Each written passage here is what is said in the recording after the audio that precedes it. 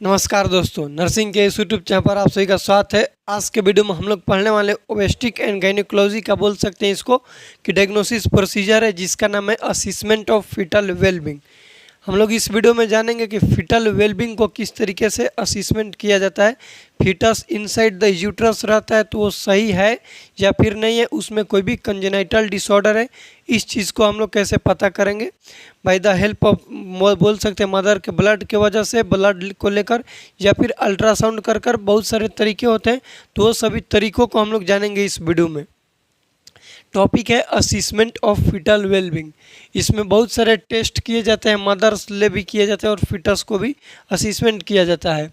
Test है सबसे पहले किक काउंट, उसके बाद है maternal serum alpha fetoprotein, NST का मतलब होता है नॉन स्ट्रेस टेस्ट, सीएसटी का मतलब होता है कंट्रैक्शन स्ट्रेस टेस्ट, उसके बाद है एमनियोसिंटेसिस मतलब एमनियोटिक फ्लूइड को एस्पिरेट करके फीटल के अंदर जो भी कंजेनाइटल एबनॉर्मलिटी है उसका पता करना। ये सभी चीज़ें जानेंगे हम लोग इस वीडियो में। सबसे पहले हम लिखे हैं kick count test. Kick count test क्या होता है इस चीज़ को हम लोग जानेंगे। यदि कोई भी मदर प्रेग्नेंट है आफ्टर 28 वीक, कितने आफ्टर 28 वीक के बाद उसको हम लोग बोलेंगे कि यदि वो रेस्ट कंडीशन में है, मान लो कि बेड पर रेस्ट कर रही है, तो 2 घंटे के अंतर में 10 बार फीटल मूवमेंट कम से कम उसको पता होना चाहिए। कब 2 घंटे में यदि रेस्ट कंडीशन में तो 10 बार उसको फीटल मूवमेंट पता होना चाहिए, तब इसको बोलते हैं फीटल वेलबींग। और यदि वर्क कर रही है, कोई भी काम कर रही है, तो कब 10 मूवमेंट 12 घंटा में पता होना चाहिए, तब उसको हम लोग बोलते हैं फीटल वेलबींग। की काउंट का दूसरा नाम होता है कार्डिनल काउंट भी बोलते हैं इसको, तो इसको भी आप लोग याद रखिएगा। की काउंट समझ गए क्या होता है।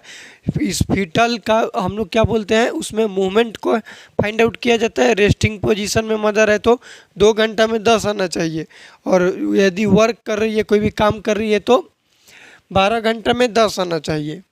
यदि ऐसा नहीं आता है तो फीटल वेलबींग के अंदर काउंट नहीं किया जाएगा। नेक्स्ट है मैटरनल सीरम अल्फा फीटोप्रोटीन।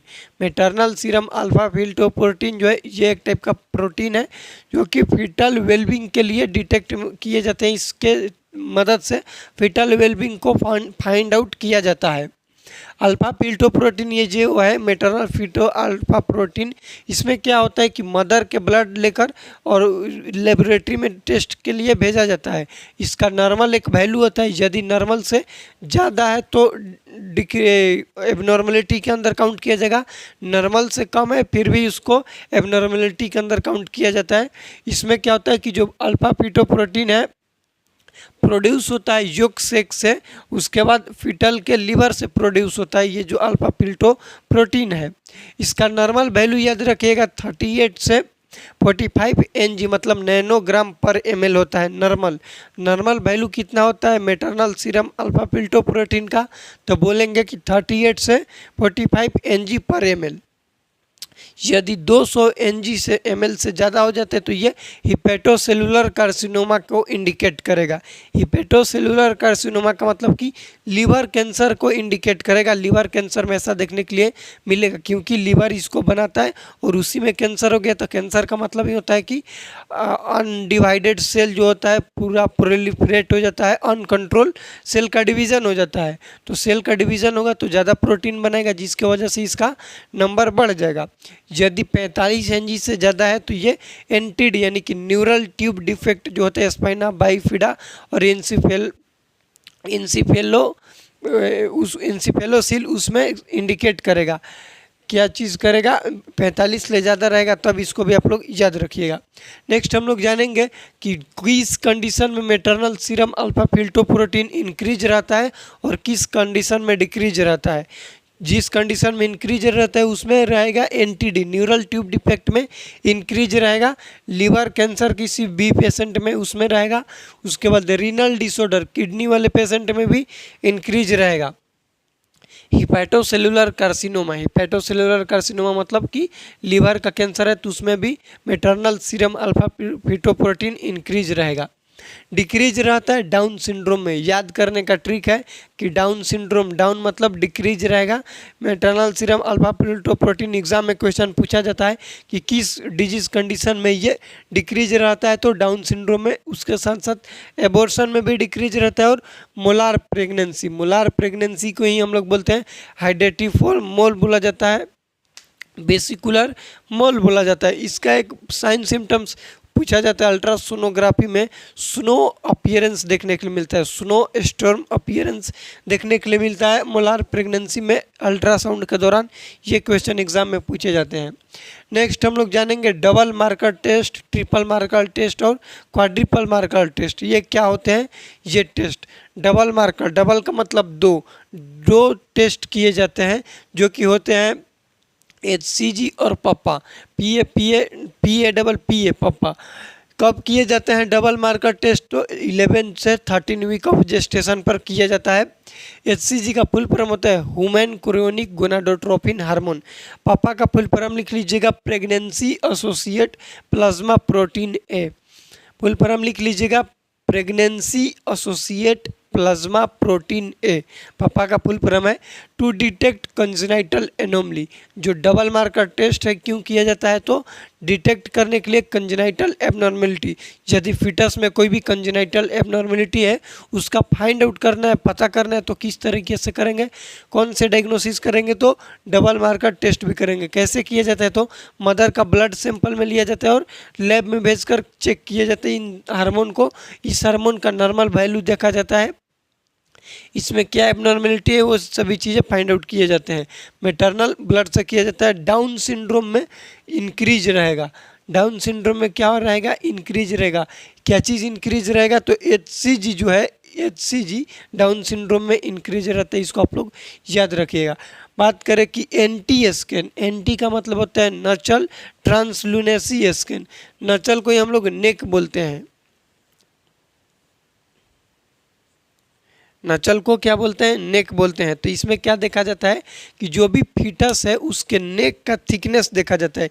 ये नेक है तो उसके नेक का थिकनेस को देखा जाता है। यदि नॉर्मल थिकनेस की बात करें तो होता है 1.3 to 2.9 mm नॉर्मल थिकनेस होता है फीटस का। यदि 3 mm से ज़्यादा थिकनेस है तो ये भी इंडिकेट करेगा डाउन सिंड्रोम को। याद रखिएगा, ये क्वेश्चन पूछा गया, इमेज बेस भी आता है। यहाँ पर हम इमेज लगा देंगे, आप लोग देख लीजिएगा नसल ट्रांसलुनेसी जो टेस्ट होता है किस तरीके से किए जाते हैं। इसमें फीटस के नेक के थिकनेस को फाइंड आउट किया जाता है, देखा जाता है। यदि 3 mm से ज़्यादा है तो ये डाउन सिंड्रोम को इंडिकेट करेगा। लिखे कि increase thickness behind the neck of foetus, neck के जो पीछे है यदि थिकनेस इंक्रीज हो रहा है, ज़्यादा हो रहा है, तो वो किसको इंडिकेट करेगा? तो डाउन सिंड्रोम को इंडिकेट करेगा। नेक्स्ट है ट्रिपल मार्कर टेस्ट। ट्रिपल मतलब 3, तो 3 गो ऐसे टेस्ट हैं जो कि ट्रिपल मार्कर टेस्ट के अंदर काउंट किए जाते हैं। मदर के ब्लड के थ्रू 3 टेस्ट किए जाते हैं। तीनों टेस्ट याद रखिएगा, क्वेश्चन पूछा जाता है कि ट्रिपल मार्कर टेस्ट के अंदर कौन कौन से टेस्ट आते हैं। वो है बीटा HCG, एस्ट्रोजन और maternal serum alpha fetoprotein. Full form इसका लिख लीजिएगा मैटरनल सीरम अल्फा फीटोप्रोटीन। किए जाते हैं 15 to 18 वीक ऑफ जेस्टेशन पर किया जाता है। मैटरनल ब्लड को एस्पिरेट करके और किया जाता है। बीटा HCG को देखा जाता है, एस्ट्रोजन लेवल देखा जाएगा और सीरम अल्फा फीटोप्रोटीन देखा जाएगा। इसका भी पर्पस वही है, कंजेनाइटल जो एबनॉर्मेलिटी है उसको फाइंड आउट करना, डिटेक्ट करना। नेक्स्ट है quadruple marker test. Quadruple marker test किए जाते हैं 15 to 20 वीक ऑफ जेस्टेशन पर। क्वाड्रिपल मतलब 4 होता है, तो इसमें 4 टेस्ट किए जाते हैं। HCG, oestrogen, maternal serum alpha fetoprotein और इनिबिन ए।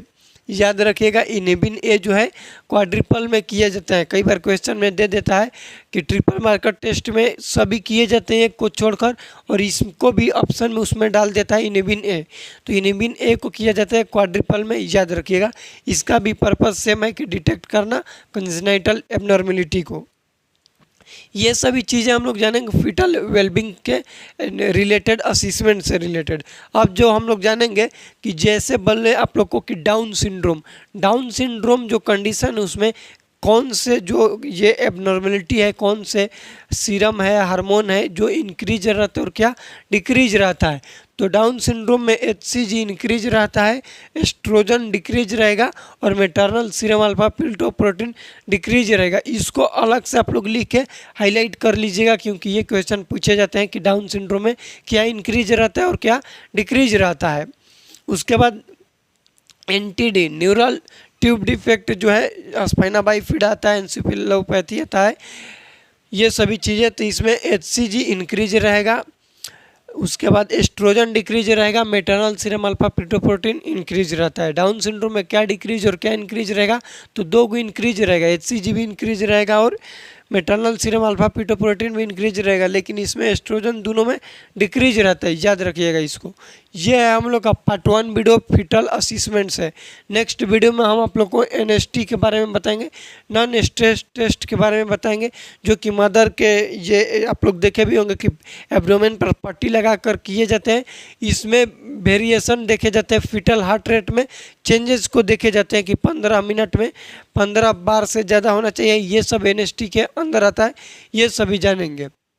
CST को हम लोग बोलते हैं ऑक्सीटोसिन चैलेंज टेस्ट, इसको भी जानेंगे कि ऑक्सीटोसिन मदर को देकर कैसे किया जाता है। नेक्स्ट एमनियोसिंथेसिस, एमनियोसिंथेसिस का टाइमिंग लिख लीजिएगा, कई बार क्वेश्चन पूछा जाता है कब करते हैं, तो 14 to 16 वीक ऑफ जेस्टेशन पर एमनियोसिंथेसिस किया जाता है। एमनियोसिंथेसिस का मतलब होता है कि एमनियोटिक फ्लूइड को एस्पिरेट करना और उसको लेबोरेटरी में भेजकर कंजेनाइटल एबनॉर्मेलिटी को फाइंड आउट करना, इसको बोलते हैं एमनियोसिंथेसिस। ये हम लोग का part 1 video assessment of fetal wellbeing से। नेक्स्ट वीडियो में हम लोग कंप्लीट पढ़ लेंगे असेसमेंट ऑफ फीटल वेलबींग। इस वीडियो में यहाँ तक कोई भी डाउट होगा तो कमेंट कीजिएगा, इस वीडियो को अपने दोस्तों के साथ शेयर कीजिएगा। मिलते हैं अगले वीडियो में, तब तक के लिए जय राम जी की।